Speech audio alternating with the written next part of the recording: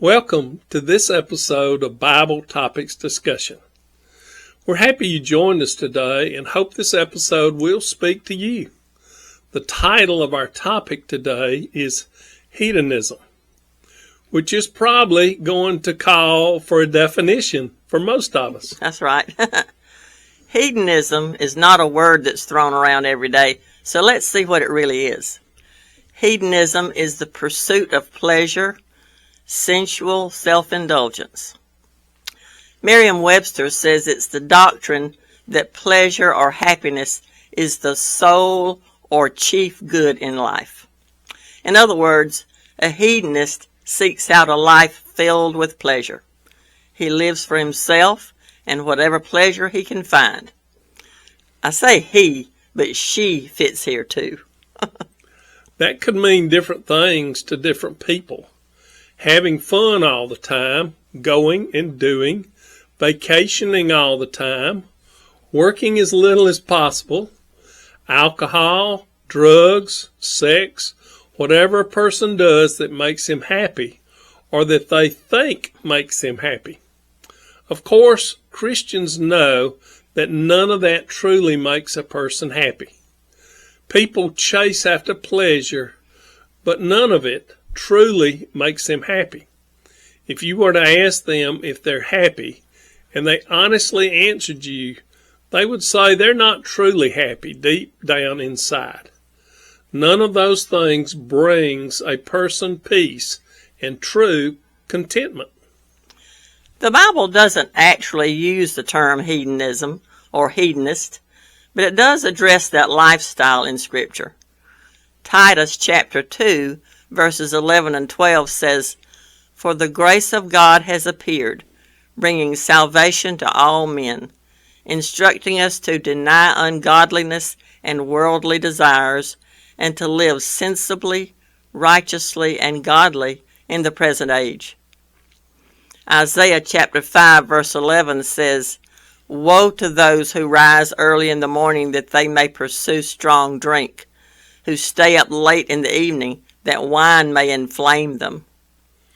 2 Timothy chapter 3 verses 1 through 5 says, "But realize this, that in the last days difficult times will come, for men will be lovers of self, lovers of money, boastful, arrogant, revilers, disobedient to parents, ungrateful, unholy, unloving, irreconcilable, malicious gossips, without self-control, brutal, haters of good, treacherous, reckless, conceiting, lovers of pleasure rather than lovers of God, holding to a form of godliness, although they have denied its power. Avoid such men as these."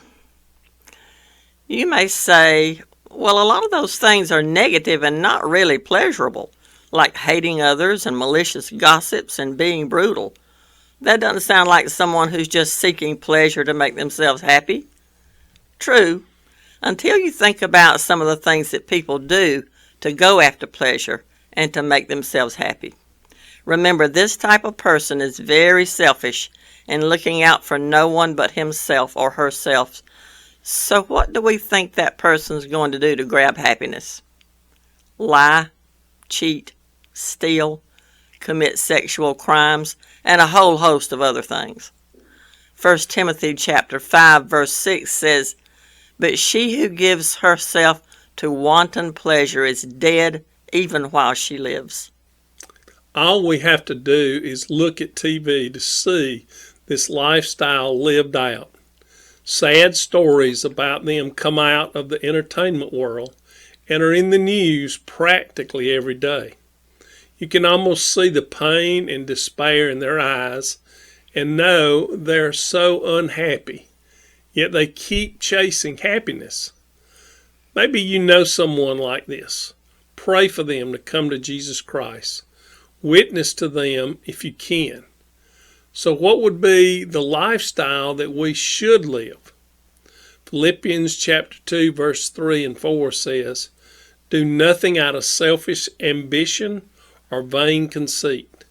Rather, in humility, value others above yourselves, not looking to your own interest, but each of you to the interest of the others. The Apostle Paul says in 1 Corinthians chapter 10, verses 31 through 33, "So whether you eat or drink or whatever you do it all for the glory of God. Do not cause anyone to stumble, whether Jews, Greeks, or the church of God, even as I try to please everyone in every way. For I am not seeking my own good, but the good of many, so that they may be saved." Well, that's it for this week.